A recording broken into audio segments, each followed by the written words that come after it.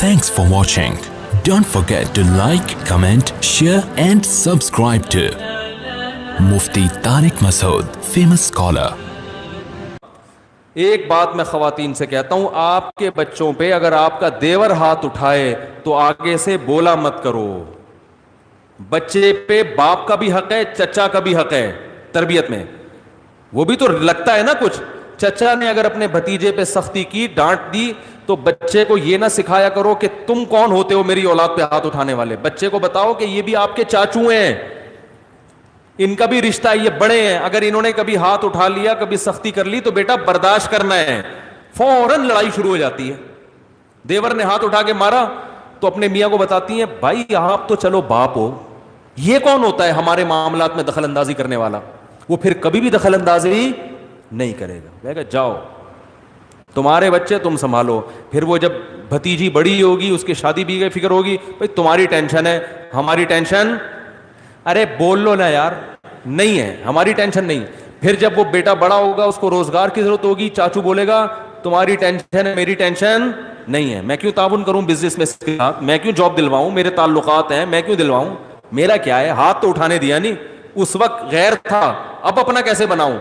ہم تو بھائی اپنے باپ سے بھی پٹے ہیں الحمدللہ, ابا سے تو بہت ہی پٹے ہیں, تمیز سے, طبیعت سے. اماں سے بھی پٹے ہیں, بھائیوں سے بھی پٹے ہیں. اور ہمارے بچے ہیں, ہمارے بھائی ان کو ڈانٹ دیں, ہم نے تو کبھی نہیں کہا کہ بھئی کیوں. ہم تو کہتے ہیں آؤ کبھی ڈانٹو کبھی پیٹو. اپنے بھائیوں کو ہمارا ابھی بھی بیان سننے میں تو بھائی کبھی کٹ لگائیں یار بچوں کی, ہمیں بھی اچھا لگے گا, بچوں کو احساس ہوگا بھائی یہ بھی کچھ لگتے ہیں. تو خواتین سے محبت کی کا حکم ہے, ان کو باپ بنانے کی اجازت بولو بھائی نہیں. اگر آپ کی بیوی آپ کے بھائی کو بچوں پہ سختی کرنے یا نصیحت کرنے نہیں دے رہی, تو بیگم کو بتاؤ, بیگم اس میں تمہارا نقصان ہے, اس سے ریلیشن کیا ہوگا, کمزور. ریلیشن کمزور ہو جائے گا اس سے. کل میں زندہ رہتا ہوں نہیں رہتا کس کو پتا ہے, میں مر جاتا ہوں تو یہی باپ بن کے پالے گا اس کو. بھائی پالتے ہیں نا, چچا ہی تو پالتے ہیں پھر.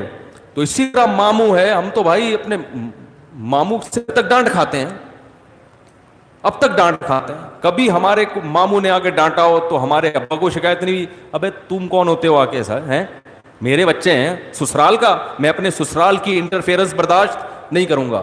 یہ اب کے ڈائلاگ ہے, پرانے زمانے میں اس کو بد اخلاقی سمجھی جاتی تھی, بدتمیزی سمجھا جاتا تھا اس کو.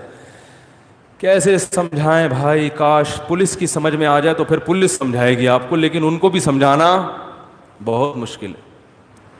تو ماموں بھی بڑا ہے بھائی, وہ آپ کی ماں کی طرف سے بڑا ہے نا.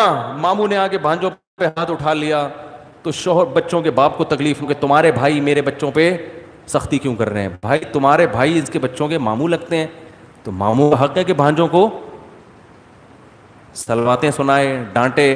پٹھانوں میں ایک چیز بڑی اچھی ہے, کوئی بھی کوٹ کے چلا جائے, خاندان میں سب کو کیا ہوتی ہے, ٹائٹ ہے بالکل, فیملی ریلیشن بڑا مضبوط ہے. آپ کے پی کے جائیں پشاور اور یہ سوات وغیرہ, میں تو جاتا رہتا ہوں نا.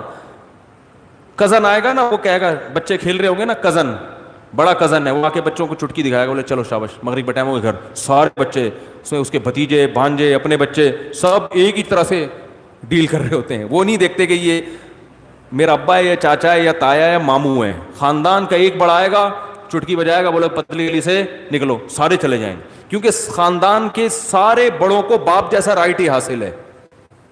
سارے ننیال کو ماں کے حقوق ہیں اور سارے ددیال کو باپ کے حقوق. تو یہ اللہ نے رشتہ داری جوڑنے کو فرض قرار دیا ہے, تو اس کو بھی کریں کہ بھائی اپنے خاندان میں اپنے بچوں کو بڑوں کا ادب سکھائیں, ان کو ورغلائیں نہ کریں. ہاں کبھی سختی کر لے تو الگ سے لے جا کے سمجھائیں, بھائی ایک چماٹ کافی تھا, 6 بلا وجہ لگا دیا آپ نے, الگ بچے کے سامنے نہیں.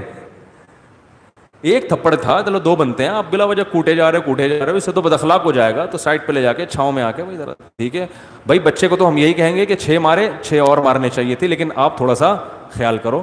تھپڑ پہ آپ کا ہاتھ بھی دیکھو کتنا بڑا ہے, بعض لوگوں کا تھپڑ اتنا بڑا ہوتا ہے وہ ایک لگے نا تو پورا چھپ جاتا ہے. تو تمیز الگ سے, سامنے نہیں. تو رشتہ داری توڑنے کا جرم ہمارے معاشرے میں ہو رہا ہے.